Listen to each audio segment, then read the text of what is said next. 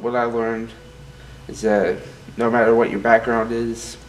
you should still have love because all life is precious in God's eyes. He showed how he was proving himself strong and he was accomplishing his purposes through us even when we weren't fully aware of what he was trying to do. I stopped trying, and I just had to push that out of my mind and just let God just speak through me and know that my testimony is important. We kind of had to lean on each other instead of, just ourselves, and lean on God especially because everything was going to work out the way it needed to, and Satan was not going to take hold of this trip. With Satan just filling my mind with doubt and things, the whole week I was praying to God just to give me the words and for me to know kind of what to do to push that away. And I didn't know how easy it was going to be to love on kids that I had never met, and I didn't really know if they were going to connect with me. And so the first day when I met a few kids and they just kind of acted as if they had known me for such a long time, I knew that all these doubts Satan was putting in my mind were just to distract me.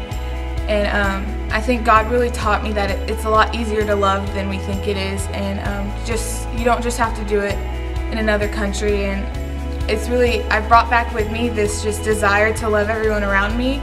and I think it's a lot easier, and it brings me so much joy just to love on people.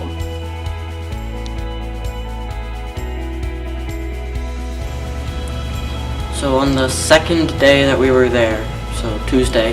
there was a little kid that started jumping on my back, and we were playing together, and he really wanted attention, and it just made me realize how much that they don't get attention, and they want to be loved by someone because maybe their family, aren't around their family that often, and they work most of the time, but they all wanted to be around each other, and even the people at the fence got involved at some point that weren't even in the school, and that was really cool.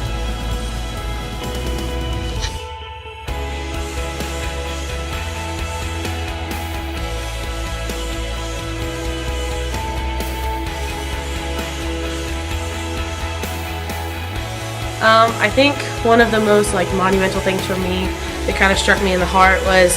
when we were doing a VBS on Tuesday, and they were eating lunch during one of the periods, I guess, of time, and they brought this goop-looking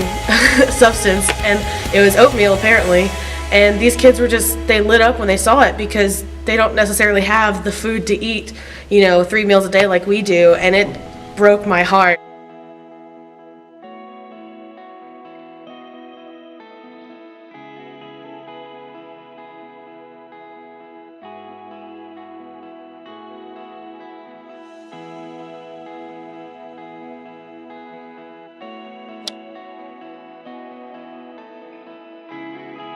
Being on this trip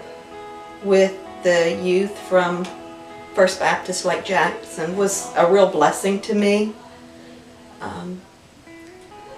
It moved my heart to see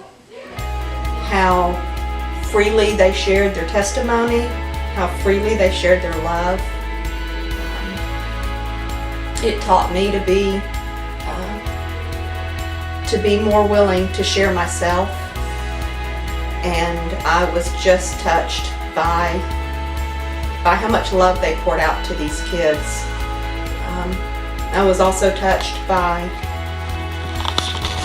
how willing the kids in the Dominican were to receive us and to receive the love that we offered them. I spent one afternoon holding a little girl for probably 2 hours, and I felt pretty insufficient that day, like there was nothing I could do that was enough. But at the same time that day, I knew that God was there and God was enough, and I saw a glimpse of God's love that I've never seen in quite that way before.